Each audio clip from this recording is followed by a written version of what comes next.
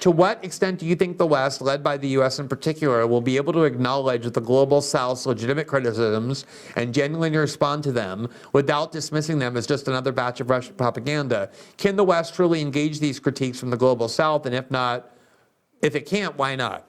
So this references, I believe, a story we covered last night, or a kind of theme we covered last night, about how the U.S. fixation on Ukraine is permitting BRICS, which is led by China, and then also Russia, India, Brazil, and South Africa, as a counter-alliance to U.S. hegemony, trying to bring about a multipolar world instead of a unipolar world led by the United States, that the war in Ukraine is enabling that alliance to lure a lot of recruits to their side in Latin America and Asia and Africa in particular, by exploiting this belief that the war in Ukraine, led by the United States, provoked by NATO in this view, is an extension of the longstanding U.S. attempt to dominate the world at the expense of everybody else for the benefit of a tiny sliver of Western elites. And a lot of countries have been wanting for a long time to overthrow the dollar as the reserve currency. That's what enables the U.S. to impose sanctions and suffocate countries and populations. Obviously, there's a lot of resentment to coups and invasions and bombing campaigns that the United States has done.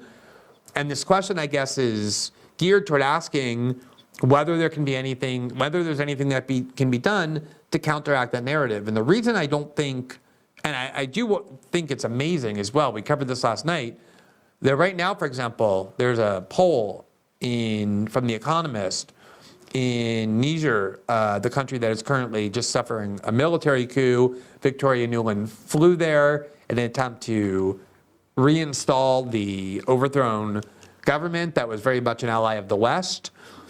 And the public opinion poll published by The Economist shows that if you ask people in that country, and obviously they can only poll a limited portion of the country, elites, cosmopolitans, men, because there's a lot of religious traditions that keep women out of the public space. But nonetheless, it is a reliable public opinion poll to that limited extent. Which country do they most trust? Russia overwhelmingly is the answer by 60, 70%, followed by China, and then way after France, the United States. And so that's why there's an attempt now to say that Russian disinformation is pervasive in these countries in Western Africa that are turning against the United States, because the United States can never accept that there are valid reasons why countries in the world resent the United States. So even The Intercept, this adversarial, bold journalistic outlet, published an article this week saying that Facebook is to blame for allowing Russian disinformation aimed at the people of Niger and other countries in Western Africa, and that's the only reason why the people in these African countries are turning against the U.S. Not because they have valid critiques, of course, perish thought, but because the Russians are misleading them into believing that they have valid reasons to resent the United States. So I think the inability of Western elites to ever self-reflect or engage in introspection and admit that there may be a good reason why this anti-Western sentiment is growing is one major reason why they can't do anything to counteract this. But another major reason is because the United States economy and its national identity and its culture depends upon militarism and imperialism and the arms industry and what Dwight Eisenhower called the military-industrial complex. It's central to everything.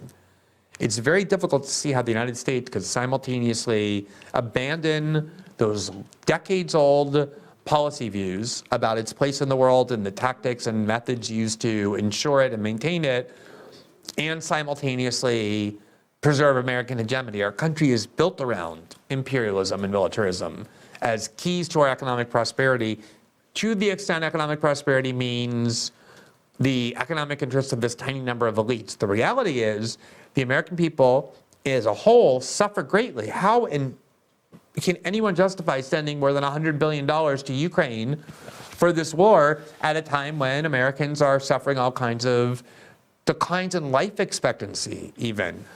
And the propaganda is so strong that it keeps Americans divided on other issues. It prevents them from uniting to combat this, even when public opinion polls show that a majority of Americans want it to stop. So there's all kinds of reasons why it's very entrenched and very difficult. I do think Donald Trump's election in 2016 was a watershed moment because he campaigned on and won on a commitment to subvert this ruling ideology when it came to foreign policy and imperialism. That was the reason the U.S. security state was so single-mindedly devoted to destroying him, because he was successful in running on a campaign based on overturning this idea of how American hegemony needs to be preserved. He didn't want to dismantle American hegemony. He was arguing that endless wars and regime change wars and changing government and spending huge sums of money to rule the world through military force is unnecessary. We already have sufficient military power. We could build military power more, and then through just a kind of quiet strength, continue to get our way. Whether he meant it or not, whether he followed through sufficiently or not, I don't think he did follow through sufficiently on it. He didn't know how Washington worked enough to get that done. The mere uttering of that in mainstream platforms to millions of people who got convinced of it was extremely threatening to the U.S. security state, and that's the kind of thing that I think is necessary for someone to be able to break through and speak directly to Americans about why their interests are being undermined by this ideology. But you see what happened to President Trump. He got impeached twice. He's been indicted 3 times. That is the extent to which he's considered a threat, and that's what Chuck Schumer warned was going to happen. The clip you just watched is from the live after show we do on Locals, exclusively for our local subscribers. The live after show airs every Tuesday and Thursday nights immediately following our live system update show on Rumble, which is freely available to everyone. To join our Locals community, simply click the join button under each video on our Rumble page or at the link below. That not only entitles you to exclusive access to our after show, where we take your questions, respond to your critiques and feedback, and hear suggestions for issues we should cover and people we should interview, but also to the transcripts for each show that we produce, as well as the exclusive written content we publish there. Enjoy.